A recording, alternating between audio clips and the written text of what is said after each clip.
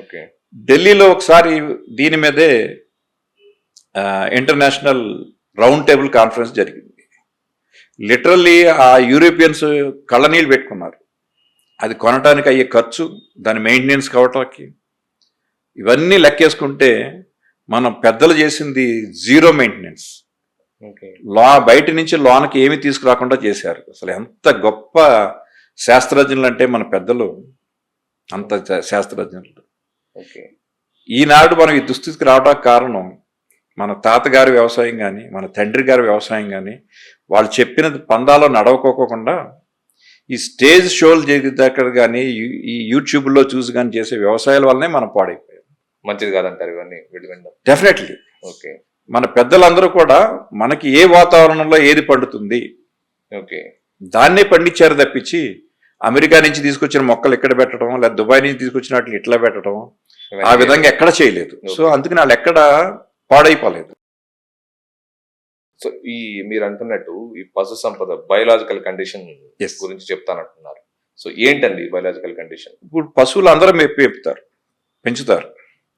ఇదివరకు ఏ విధంగా పెంచేవారంటే కట్టేసి ఉంచడానికి ఇష్టపడేవారు కాదు. ఉదయం అయిందంటే ఏదో లెక్కన తోలుకుని వెళ్ళి మేపుకుని తీసుకుని వచ్చేవారు, బయట తోలుకుని. ఇవాళ ఆ పరిస్థితులు లేవు. సో మెయిన్గా ఈ biological condition of the cattle, ఆవు అవ్వచ్చు, గేదె అవ్వచ్చు, ఏనుగు అవ్వచ్చు, గుర్రం అవ్వచ్చు, దేన్నైనా తీసుకోండి, biological condition is the main. Okay. ఈ మధ్య కాలంలో హ్యూమన్లో కూడా గట్ బ్యాక్టీరియా, గుడ్ బ్యాక్టీరియా ఉండాలంటున్నారు. ద సేమ్ ఇవాళ ఏదైతే ఈ 2-3 సంవత్సరాల నుంచి గట్ బ్యాక్టీరియా అని ప్రపంచం అంతా మాట్లాడుతుందో, మన పెద్దలు, మన తల్లిదండ్రులు, తాతలు కూడా ఆ రోజున ఆ గట్ బ్యాక్టీరియాని పశువుల్లోనే ఉంచడానికి ప్రయత్నం చేసి సక్సెస్ అయ్యారు. అంటే అసలు వాళ్ళని ఏ విధంగా మనం తలుచుకుంటామో కూడా. ఎలా చేశారండి చేయటం అంటే దాని గట్ బ్యాక్టీరియా ఎట్లా అవుతుందంటే, ఆవును కానీ గేదెను కానీ మనం మేతకు వదిలేస్తే అవి ఒక్క చోట వెయ్యం, తిరుగుతానే అట్లా ఎక్కడ ఉన్నదో అట్లా సెన్స్ ఎక్కువ మనకన్నా కూడా. ఆ సెన్స్ తోటి ఎక్కడ బాగుంది, ఎంత మంచిది అనేది మేస్తూ ఉంటుంది అనమాట. ఈ తిరగడం వలన, అలా మేయటం వలన దాని బ్యాక్టీరియా మెయింటైన్, బాడీలో ఉన్న బ్యాక్టీరియా మెయింటైన్ అవుతుంది. ఓకే. ఫ్రీగా తిరగడం వల్ల. ఇప్పుడు మనం హైదరాబాద్లో అపార్ట్మెంట్ కల్చర్, అదే అపార్ట్మెంట్ కల్చర్ పల్లెటూరులో కూడా వచ్చేసింది. ఇదే అపార్ట్మెంట్ కల్చర్ని మళ్ళీ తీసుకొచ్చి గ్రాసెస్లో కూడా పెట్టారు. అంటే గ్రేజింగ్ గ్రాస్ అనేది లేదు ఇప్పుడు. యూరోప్లో, వెస్టర్న్లో వాళ్ళకి గ్రాసెస్ మనలాగా పెరగటానికి స్కోప్ లేదు, క్లైమేట్ పనిచేయదు వాళ్ళకి. అందుకనే వాళ్ళు ఏంటంటే స్టాల్ వెరైటీస్ పెంచుకున్నారు. మనం తీసుకొచ్చేసాం. అవి వాళ్ళు ఏది చేస్తే అది ఫ్యాషన్, వాళ్ళు గొప్ప అని అనుకుని మనం తీసుకొచ్చేసాం. మీకు చాలా ఉదాహరణ చెప్తాను. ఇది స్టాల్ ఫీడింగ్లో వీళ్ళు అస్తమానం కట్టేసి ఉంచుతారు. All time they are kept tight. Okay.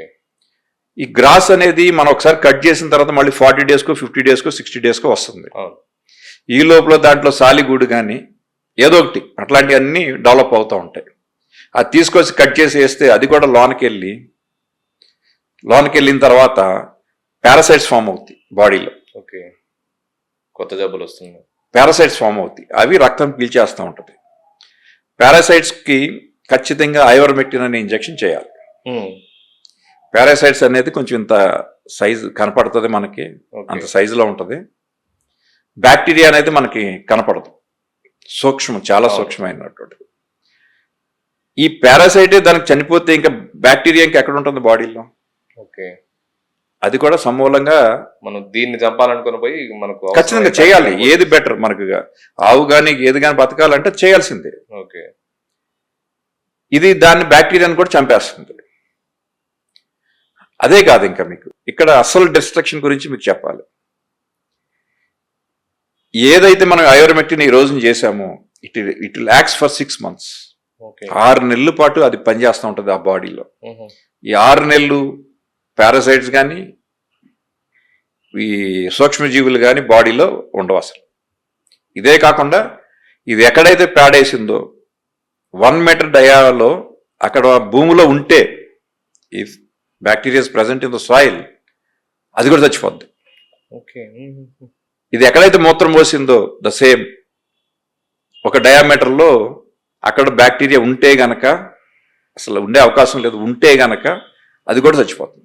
ఇంత బ్రహ్మాండంగా మనకు ఇది డిస్ట్రక్షన్, ఇవాళ రియల్ డిస్ట్రక్షన్. మనం ఫారెన్ నుంచి మనం తెచ్చుకున్న అనర్థమైనటువంటి కోరి తెచ్చుకుని నెత్తి మీద పెట్టుకున్నటువంటిది ఇది.